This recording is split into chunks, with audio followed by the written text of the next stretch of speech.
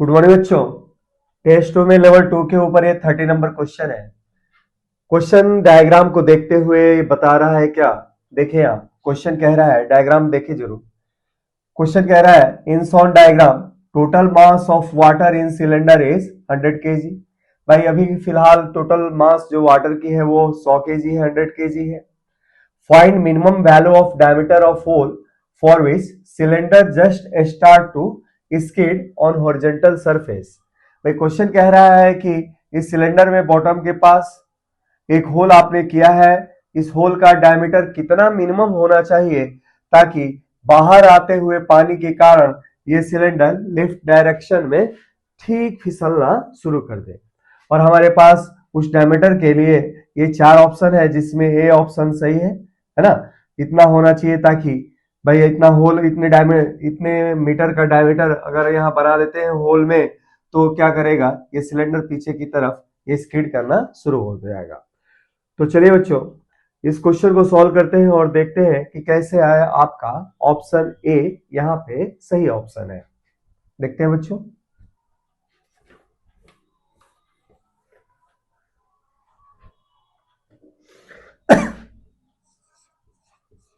Solution देखें आप लोग। अच्छा, मान लीजिए कि क्रॉस सेक्शन होल का कितना है, ए। ठीक है बच्चों। अच्छा, क्रॉस सेक्शन अगर ए है तो हमारे पास volume of water coming out of the cylinder per second कितना होगा।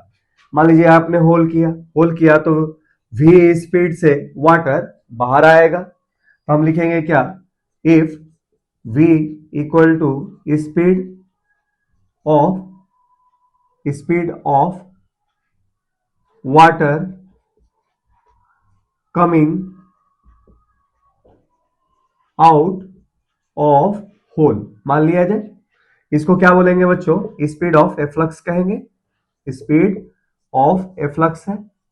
अच्छा, दिखाए गए डायग्राम में स्पीड ऑफ एफ्लक्स कितना होगा, तो अंडर रूट 2gh, जहां h क्या है, तो h है होल से वो इस सिलेंडर के अंदर रखे गए वाटर के फ्री सरफेस की हाइट जो 2 मीटर है, लास्ट में रख के दे इसको यूज करेंगे हम।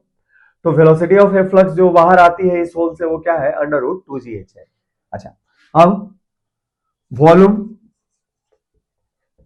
ऑफ वाटर कमिंग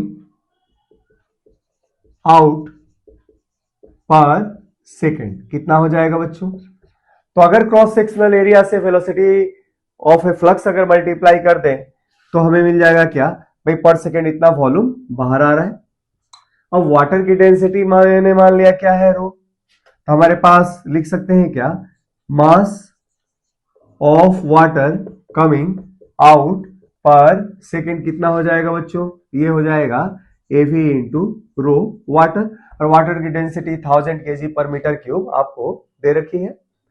अच्छा, अब इतना पर सेकेंड पानी बाहर आ रहा है तो मोमेंटम सिलेंडर का पर सेकेंड कितना चेंज हो रहा है, तो change in momentum of cylinder, भाई पानी बाहर आ रहा है तो भाई मास तो डिक्रीज हो रहा है ना, और वेलोसिटी के साथ मास जुड़ा हुआ है, तो इसलिए हम कह सकते हैं कि सिलेंडर के लिए मोमेंटम क्या हो रहा है, पर सेकेंड चेंज हो रहा है। तो change in momentum of cylinder per second कितना हो जाएगा बच्चों, तो ये हो जाएगा क्या, भाई इतना मास बाहर आ रहा है, अभी वेलोसिटी से बाहर आ रहा है तो पर सेकेंड भाई आपका इतना मोमेंटम सिलेंडर के अंदर जो वाटर है उसका चेंज हो रहा है इनटू v। ठीक है। अच्छा, पर second change in momentum of water inside cylinder किसके बराबर होगा, ये बराबर होगा इसके ऊपर लगने वाले थ्रस्ट फोर्स के, है ना। किसी भी सिस्टम का मोमेंटम पर सेकेंड जिस रेट से चेंज होता है वो उस पे लगने वाले थ्रस्ट फोर्स के बराबर होता है। तो therefore thrust force on cylinder due to coming out water, जो बाहर आ रहा है, बाहर जो वाटर आ रहा है उसके कारण जो थ्रस्ट फोर्स लगा वो कितना लगेगा बच्चा, तो वो लगेगा थ्रस्ट फोर्स इक्वल टू ये हो जाएगा क्या, रो, है ना, वाटर ए वी स्क्वायर, ठीक है। अच्छा, इस थ्रस्ट फोर्स के कारण से वाटर चाहता है कि सिलेंडर को पीछे खिसका दे, इधर स्लाइड करा दे, तो इस पे फ्रिक्शन लगेगा, इसके बेस और सरफेस के बीच में क्या लगेगा बच्चों, फ्रिक्शन लगेगा। तो हम लिख सकते हैं क्या, if cylinder doesn't move, cylinder does not move, अगर इस थ्रस्ट फोर्स के कारण सिलेंडर नहीं मूव करता तो हमारे पास क्या होगा, तो थ्रस्ट फोर्स को कौन बैलेंस किया, तो फ्रिक्शन, है ना, फ्रिक्शन ने यहाँ पे थ्रस्ट फोर्स को बैलेंस किया हुआ है जो सिलेंडर के बेस और सरफेस के बीच में लग रहा है ना। अब देखते हैं बच्चों,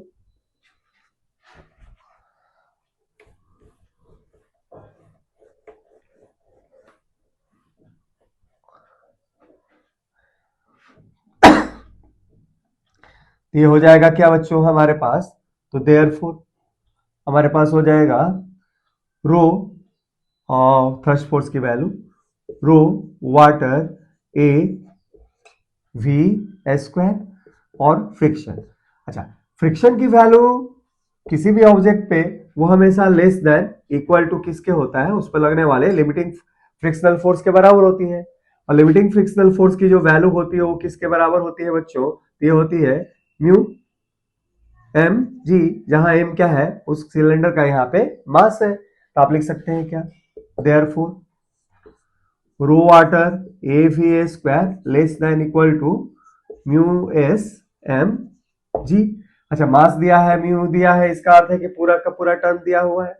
और क्रॉस सेक्शनल एरिया अगर आप निकाल लें तो डायमीटर आप इजीली निकाल सकते हैं, कैसे, तो देखते हैं यहां पे। तो देयरफॉर जो क्रॉस सेक्शनल एरिया होनी चाहिए होल की, वो क्या होनी चाहिए, mu S M G upon rho water V square के बराबर होनी चाहिए। अर्थात कि ये वैल्यू इससे क्या होगी हमारे पास, छोटी होनी चाहिए इस क्वांटिटी से, है ना। तो क्या हो जाएगा यहाँ पे, देयरफॉर हमारे पास इसकी जो मिनिमम वैल्यू होगी, भाई हमें कह रहा है ना कि भाई मिनिमम वैल्यू डायमीटर की या मैक्सिमम वैल्यू क्या हो सकती है, उसके अनुसार ये काम कर रहा है, ऑप्टिमम वैल्यू के साथ काम कर रहा है। तो एक ही हमारे पास ऑप्टिमम वैल्यू को मिनिमम या मैक्सिमम कहते हैं बच्चों। तो एक ही ऑप्टिमम वैल्यू जो होगी वो क्या होगी आपके पास, ये होगी म्यू एस की वैल्यू 0.4, मास है 100 और ये है 10, रो वाटर 1000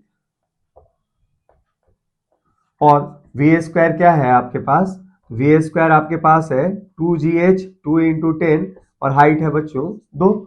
अच्छा, एक ही वैल्यू यहाँ पे क्या ले सकते हैं आप लोग, तो क्रॉस सेक्शनल एरिया की वैल्यू क्या होगी, पाई आर स्क्वायर।